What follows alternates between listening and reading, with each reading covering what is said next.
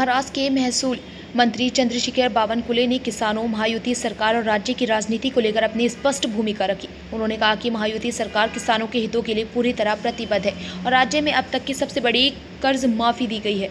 बच्चू कडू द्वारा उठाए गए कर्ज माफी के मुद्दे पर प्रतिक्रिया देते हुए उन्होंने कहा कि मुख्यमंत्री देवेंद्र फडणवीस, उप मुख्यमंत्री एकनाथ शिंदे और अजित पवार के नेतृत्व में किसानों के लिए 36,000 करोड़ रुपए की कर्ज माफी लागू की गई। साथ ही सरकार ऐसी योजनाओं पर काम कर रही है जिससे किसान भविष्य में दोबारा कर्ज के बोझ तले ना दबे। राज ठाकरे और इंडिया गठबंधन से जुड़ी चर्चाओं पर बावनकुले ने कहा कि संबंधित नेताओं का विषय है।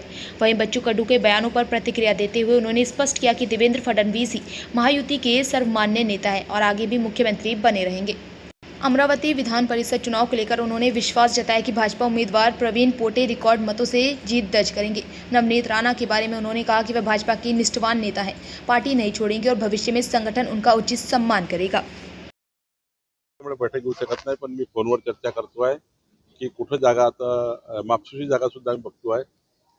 ती जागा जी आहे ती जागा फॉरेस्टची आहे, जी आता प्रस्तावित आहे।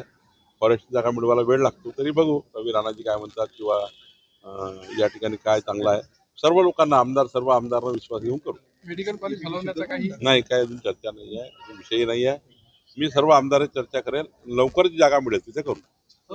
बाजुरी यांनी असं म्हटलं आहे की सर्वांनी मिळून काँग्रेस, भाजप आणि वंचित या सर्वांनी मिळून माझा उमेदवारी अर्ज बाद करण्यासाठी कारस्थान रचलं होतं। मला सांगा की बजोरिया कुठे उमेदवार होते,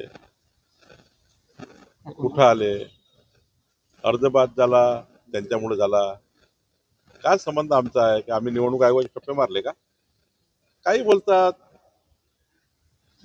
प्रवीण पोटे हे आतापर्यंतच्या सर्व निवडणुकीचा इतिहास तोडून निवडून येणार आहे आणि त्यामुळं कोणी असा विचार करू नये, कोणी लढलं असतं कोणी तरी प्रवीण पोटे हे प्रचंड बहुमताने विजय झाले असते।